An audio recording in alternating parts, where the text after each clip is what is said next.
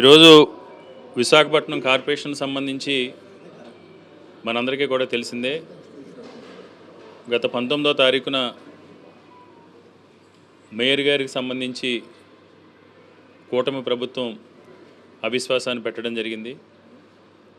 ఆ అవిశ్వాసంలో అప్రజాస్వామికంగా రాజకీయాల్ని అపహాస్యం చేసే విధంగా ఒత్తిడులు ప్రలోభాలకు గురిచేసి ఓటుకు నోట్లతో చావు తప్పి కన్నులెట్టపోయిన సందంగా ఆ రోజు బొటాబొటీగా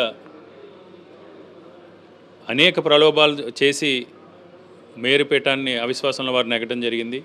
అదేవిధంగా డిప్యూటీ మేయర్కి సంబంధించి కూడా ఈరోజు అవిశ్వాసాన్ని కూటమి ప్రభుత్వం చెప్పడం. ఈ డిప్యూటీ మేయర్ విషయంలో కూడా అదే చందంగా ముఖ్యంగా మరికొంత ప్రలోభాల విషయంలో, ఒత్తిడి విషయంలో, ఇబ్బందులు పెట్టే విషయంలో మరింత ముందుకెళ్ళి ప్రజలందరూ కూడా ఈరోజు సభ్య సమాజం ముఖ్యంగా రాజకీయాల్లో ఉన్న వాళ్ళందరూ కూడా తలదించుకునే విధంగా మా పార్టీకి సంబంధించి నిజాయితీగా నిబద్ధతతో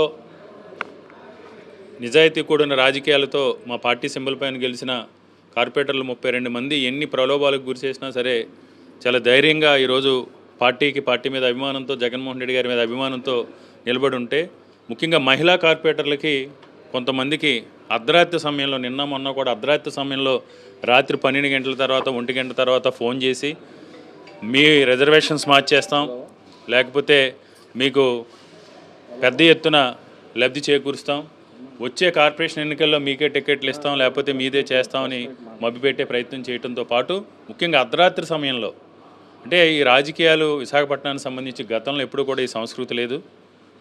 ఇది చాలా దురదృష్టకరం. ఎందుకంటే విశాఖపట్నంలో వందాతత్వం కూడా రాజకీయాలు ఉండే కొత్త సాంప్రదాయాన్ని తీసుకొచ్చి అప్రజాస్వామ్యంగా ఈరోజు డిప్యూటీ మేయర్లో అవిశ్వాసంలో కూడా కేవలం ప్రలోభాలతో, ఒత్తిళ్లతో, ధన ప్రవాహంతో మాత్రం ఈరోజు డిప్యూటీ మేయర్ అవిశ్వాసంలో కూడా వారు నెగ్గడం జరిగింది.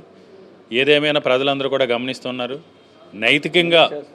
నైతికంగా మేమే విజయం సాధించాం. ఈరోజు డిప్యూటీ మేయర్ సంబంధించి అవిశ్వాసానికి సంబంధించి ప్రజలందరూ గమనిస్తున్నారు. ప్రజలు మీకు రాబో రోజుల్లో తగిన గుణపాఠం, తగిన బుద్ధి చెప్తారు. ఏదేమైనా మహిళా కార్పొరేటర్లని బెదిరించడం, మహిళా కార్పొరేటర్లని అనేక రకాలుగా ఒత్తిళ్లు తీసుకురావడాన్ని మేము తీవ్రంగా ఖండిస్తున్నాం. తప్పకుండా రాబో రోజుల్లో విశాఖపట్నంలో ప్రజలు ఈ సంస్కృతిని, ఈ కూటమి ప్రభుత్వానికి సరైన సమాధానం చెప్తారు. మరొకసారి కూటమి నాయకులకి మేము ఉందాతో కూడిన రాజకీయాలు చేయండి. ఎందుకంటే ఈరోజు 58 మంది కార్పొరేటర్లు వైఎస్ఆర్ కాంగ్రెస్ పార్టీ సింబల్ మీద గెలిస్తే ఈరోజు మీరు అవిశ్వాసం నెంబర్ లేకుండా అవిశ్వాసం ఇచ్చి, మీ దగ్గర నెంబర్ ఉండి అవిశ్వాసం ఇస్తే కూడా ఎవరు కాదనరు. అంటే నెంబర్ కూడా మీకు లేకుండా అవిశ్వాసం ఇచ్చి ఏదో రకంగా ప్రలోభ పెట్టచ్చు, మభ్య పెట్టచ్చు, బెదిరించవచ్చు, అదిరించవచ్చు అని ఉద్దేశంతో మీరు అవిశ్వాసాన్ని ప్రవేశపెట్టడం జరిగింది.